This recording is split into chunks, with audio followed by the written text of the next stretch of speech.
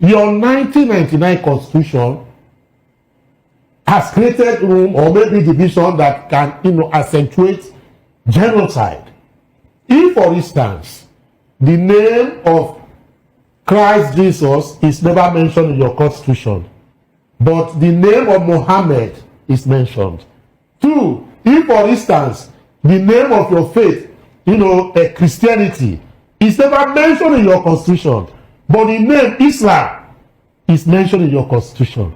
3, if, for instance, you now found out that there is no canon law operating in Nigeria that will say that all Christians or those who are Christians, who take Christianity as their religion, should practice canon law when it suits and fits them.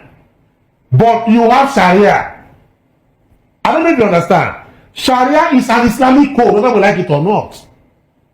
Whether we like it or not, Sharia is an Islamic code.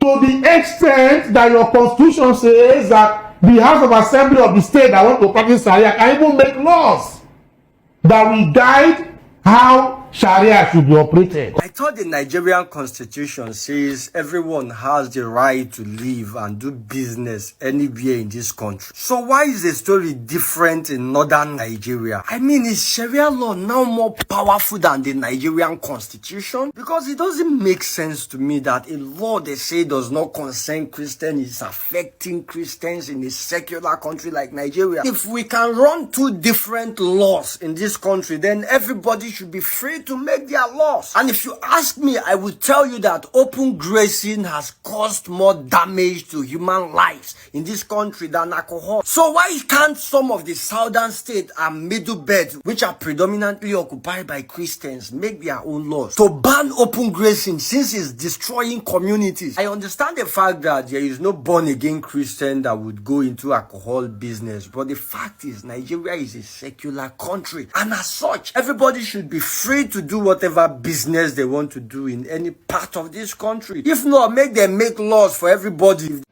When it's time for electionary period in Nigeria, the northern politicians who are Muslims would often come to the Christians in the southern part of Nigeria and all other part of Nigeria, telling them that the Muslim and Christians are the same thing, that they worship same God, in order to get your votes.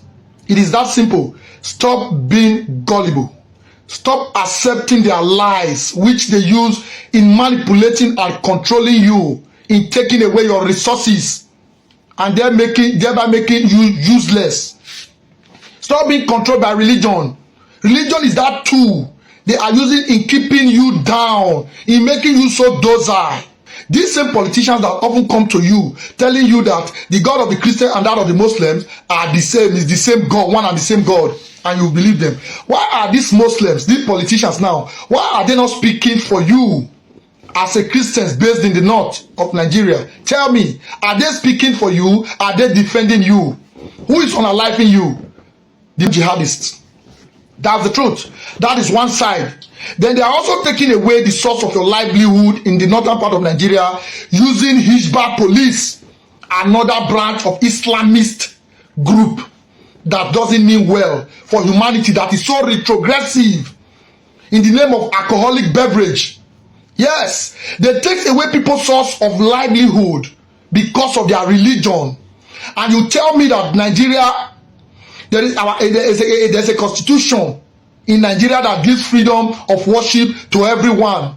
If people in Nigeria truly have freedom of worship, why is a certain religion, Islam to be precise, why are they allowed to destroy the source of livelihood of a Christian? Why? Because they are in the northern territory where Islam is predominant. Isn't that the reason? How many Christian dominated area do you see Muslim businesses being destroyed in the name of religion? Can anybody measure just one? They are hiding in the back of religion to perpetrate evil. You destroy people's source of livelihood, knowing fully well that in the northern part of Nigeria there are people in their thousands of other faiths, of other religions that are not Muslims. So why would you destroy the source of livelihood of a Christian or people of other religious faith because of Islam? Why? Meanwhile, same is not being done to you in other regions in Nigeria. Hisbah destroying people's source of livelihood that is worth millions. You are taking people's life using your jihadists. You are using your Hisbah police to take away their source of livelihood. What are all of this for? In our attempt, this is nothing but an attempt to annihilate people of other religions and people that are not Muslims. It's that simple. Anybody cannot prove otherwise to me. Meanwhile, the government looked the other way. No northern politician has criticized any of these things. Yet, all of this northern state takes the proceeds of alcoholic drinks that is gotten from tax from other regions in Nigeria, and they use it in their states. They destroy alcoholic drinks, saying it is against their Islamic commandment or laws, but they take tax from these same alcoholic drinks that is being sold in other parts of Nigeria, and they accept it in their states. Which kind of hypocrites are these guys? Religion is nothing but a tool to manipulate the brainless people. If you are a wise man, you will know that these guys using religion to manipulate you. I am not saying all Muslims are terrorists, but all terrorists are Muslims. This is a fact. Islam should be proscribed, but if you ask me, all religion should be prescribed, because if you take away religion from our world, we will have a better and a peaceful world. Religion is a crime against humanity. There is no Christian genocide in Nigeria. There is no Christian genocide in Nigeria. Sharia is only for Muslims. It doesn't affect Christians. It's none of Christians' business. Let me ask you this basic question. The sporting bet Naija shop that was closed during fasting in Kano, was it Muslim shops that were closed? Question number one. Let's ask ourselves these questions. Was it Muslim shops that were closed? That is just it. The banning of alcohol or whatever, is it only Muslims that take alcohol? The last time I checked, even there are Christians in Kano that takes alcohol. So when you ban it now, and at the end of the day, you go to the federal government to collect revenues that are generated as a result of sales of alcohol, and you still bring it. Is it only Christian? Is it only Muslims that are consuming that? Let's even face it. Now talking about the closure of schools during Ramadan fasting. It was only Muslim schools that were closed, right?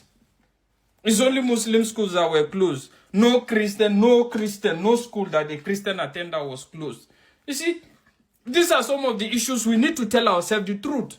It's either we have a liberal economy or we regionalize and allow everybody, and even in the spirit of regionalization, the regionalization must be arrived at as a result of memorandum, because I bet you a lot of states will not go with some states that they are already categorized as to go with, and that is just the fact. So let's stop deceiving ourselves. Let's stop lying to ourselves that this thing doesn't affect you, it's only for us. Just like in the words of Bob Marley, give them a yard, they take a mile. Once a man and twice.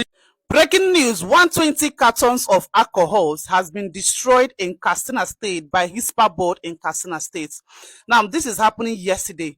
120 cartons of alcohol has been destroyed. Now, this was led by the commander of Hisbah board in Katsina State. His name is Rawal. Now, he led the destruction of these cartons of alcohol that was seized in Katsina State. And according to the commander of Hisbah board, he said that drinking of alcohol, taking of drugs is against Islamic teaching and the teaching of Allah. So does it mean as a Muslim you cannot take alcohol or take drugs? Is it what it means? Now, according to him, he said according to him, he also said the consumption of alcohol and drugs in society in northern part of Nigeria is bringing about a lot of moral decadence in society, a lot of sexual molestation, domestic violence, and all that. So as a result of that, they are seizing alcohols in Katsina State and they are burning it. So if you're selling alcohol in Katsina State, my dear, they will seize everything and burn it. You don't have right to sell alcohol because it is against the teaching of Allah and Islamic teaching. Now, I'm very, very confused. This Hisbah board, does it actually represent the whole northern part of Nigeria? Now, does it mean that a Muslim is not allowed, an adult Muslim is not allowed to take alcohol or drugs? Hello, my people. I want make you calm down, make you hear within bring Sharia law and the constitution where we say, okay, the northern people, they practice for their own side. I want make una hear from this man before we go. Continue. On Tuesday, I received a letter for emergency meeting of National Council of States. States, okay. On Wednesday. I came to Abuja. For the first time, there was never a meeting when the security agencies were all invited. Were present. In the National Council of State. All the former heads of state and presidents. Everybody. All the governors, 36 of us, service chiefs, chief of Minister, chief of defense, staff minister, everybody all was the there. security Minister of chiefs. Defense. Then Mr. President sat down and now in annoyance, in angry, General Obasanjo, he now said that he cannot be president of Nigeria when a governor under his watch will do something unconstitutional by implementing Sharia. I say, Mr. President, you cannot say it's unconstitutional. He turned to his left and asked the Attorney General of the Federation, Chibola Ege. He said, Attorney General, is the governor not doing unconstitutional action? He says, sir, it's unconstitutional. I say, no, Attorney General, you don't have power. At that time, I was so educated by those By the committee. Zaria, every section of the Constitution that gave me the power, the right. I now quoted the section of the Constitution that says, if there is any conflict between the law passed by the state government and that of the federal government, it is only Supreme Court of Nigeria that will determine which law is right. So one governor from the north stood up in annoyance and said, Mr. President, this is Nigeria. We cannot, because of one individual, allow Nigeria to break. This action being done by a governor of Zamfara is capable of destroying this country. Then I stood up, I said, my life is neither in your hand nor in my hand. And just sat down because I realized what you were saying, that because of one individual, they cannot allow Nigeria to gather here and this thing. So then one governor in the south, from the south, raised his hand and said, Mr. President, this Sharia issue has nothing to do with us in the south. It affects only the north. You can see the who's and cries will only come from the north. But I would suggest that you allow the vice president, who is their brother, to invite the 19 northern governors and resolve their crisis. And resolve the issue. So the meeting now resolved that the vice president should invite the 19 of us to resolve the issue. In the morning we came to Abuja and the vice president was confronted by the journalists. What was the resolution? He said, we have not agreed on anything yet, but we are going back to penal court of northern Nigeria. We suspend the Sharia and before a decision is taken. Then Aliru was interviewed later. He didn't know, he was not around when the vice president was interviewed. Made his own They confronted him, they said, they learned that a decision has been taken to suspend the Sharia law. He said, no. It didn't happen. Yerima insisted that he passed his law and that he cannot change this thing. Then Obasanjo now got angry when he got the knowledge, the information that we have not resolved the matter, and invited us in his house in the night, the following week, for another meeting, 19 northern governors. You know, that time the ulamas were preaching, they were mobilizing people, asking the governors to follow suit. They didn't, but that night meeting made Kure to say tomorrow he's going to declare Sharia. I was sitting in Abuja in my residence, in the lodge at Sokoro. I just saw Kure. He was out speech, written speech, was out law, passed.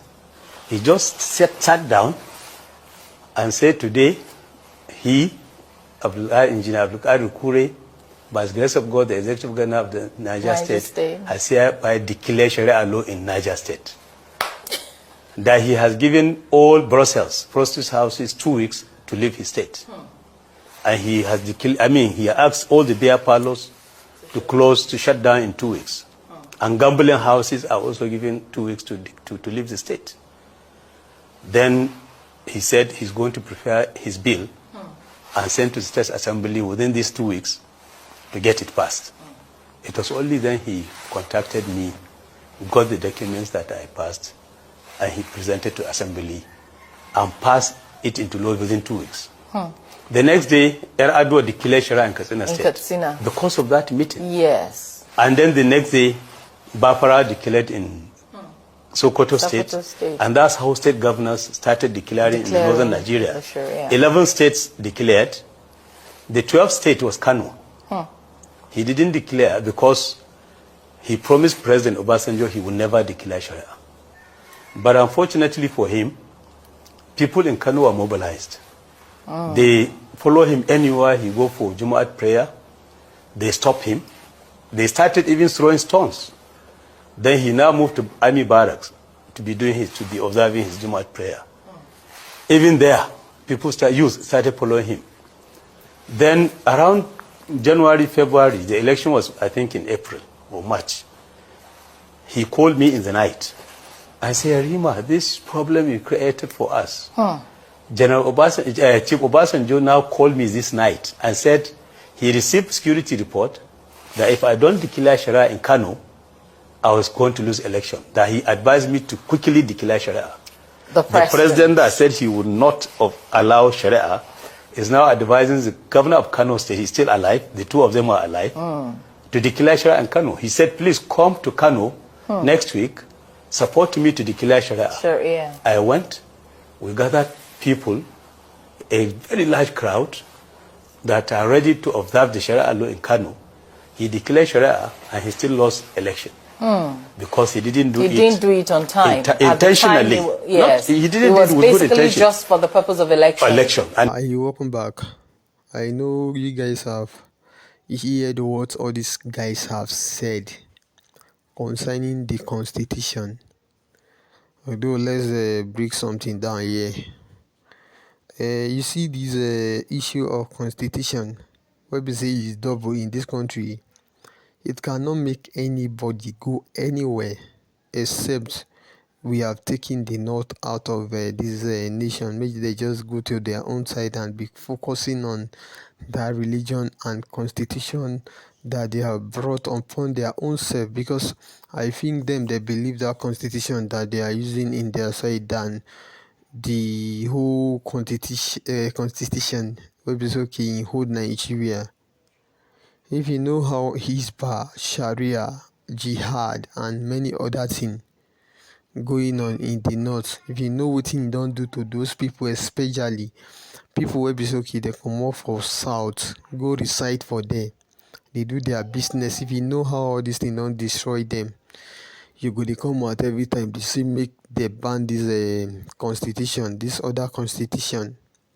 Now when they don't ban them with Sharia, now that time where all this issue of buying of people, it go reduce for naught, because I never see any nation, maybe it's okay, or any region where carry religion for head like this northern people, because they have carried the religion on their head as if it is what is it called? It is awara they are selling. They don't want to even bring it down. Now so in deep for their head, anybody will be say, just believe their own faith is not on their own faith. They make sure they frustrate that person. That is what they normally do, and that is what they are still doing. By so doing, or by doing all these things to make sure say this thing stop, we must keep coming out to let everybody know that no go fit work. If they won't make it continue, they work like that.